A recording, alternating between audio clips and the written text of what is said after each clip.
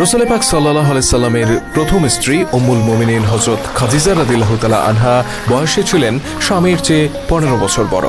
যখন বিয়ে হয় তখন রাসূল সাল্লাল্লাহু আলাইহি সাল্লামের বয়স ছিল মাত্র 25 বছর আর খাদিজা রাদিয়াল্লাহু তাআলা আনহা তখন 40। প্রশ্ন হচ্ছে, বয়সের এত ব্যবধান থাকা সত্ত্বেও রাসূল সাল্লাল্লাহু আলাইহি সাল্লামের সাথে কেন তার বিয়ে হয়েছিল? এই বিবাহের পেছনে নেপথ্য ঘটনা কি ছিল? কি কারণে একজন 25 বছর বয়সী সুদর্শন যুবক মুহাম্মদ সাল্লাল্লাহু আলাইহি সাল্লাম নিজের চেয়ে 15 বছর বড় একজন নারীকে বিয়ে করলেন?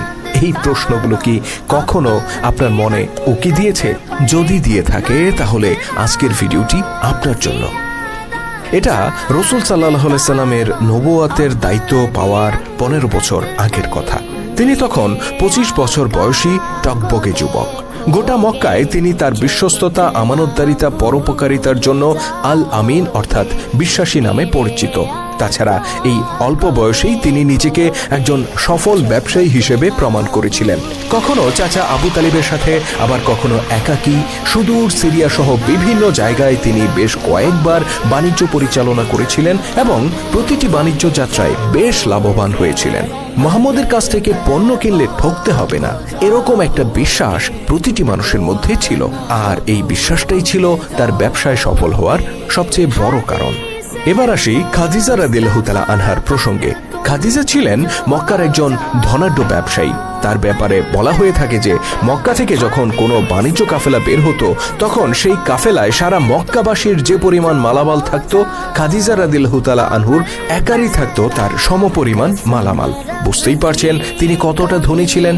কিন্তু এত ধন সম্পদ থাকা সত্ত্বেও খাদিজা রাদিয়াল্লাহু তাআলা আনহা ওই সময় ছিলেন স্বামীবিহীন। ইতিপূর্বে 2 বার তার বিয়ে হয়েছিল এবং 2 জন স্বামী অতি অল্প বয়সে মারা গিয়েছিলেন। এরপরেও আরো অনেক বিয়ের প্রস্তাব এসেছিল, কিন্তু খাদিজা রাদিয়াল্লাহু তাআলা আনহা সব প্রস্তাব ফিরিয়ে দেন। এদিকে সময় তো আর কারোর জন্য বসে থাকে না, ক্রমেই বয়স বাড়তে থাকে খাদিজা রাদিয়াল্লাহু তাআলা আনহার।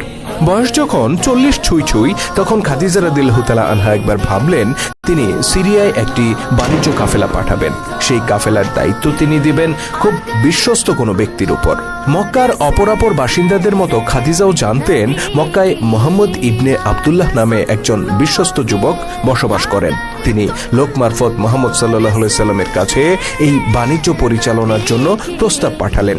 সেই প্রস্তাবে তিনি বললেন, আপনি যদি আমার বাণিজ্য কাফেলার দায়িত্ব নেন তাহলে আপনাকে অন্যদের তুলনায় আমি দ্বিগুণ পরিমাণ মুনাফা দেব। মুহাম্মদ সাল্লাল্লাহু আলাইহি সাল্লাম খুশি মনে এই দায়িত্ব গ্রহণ করেন।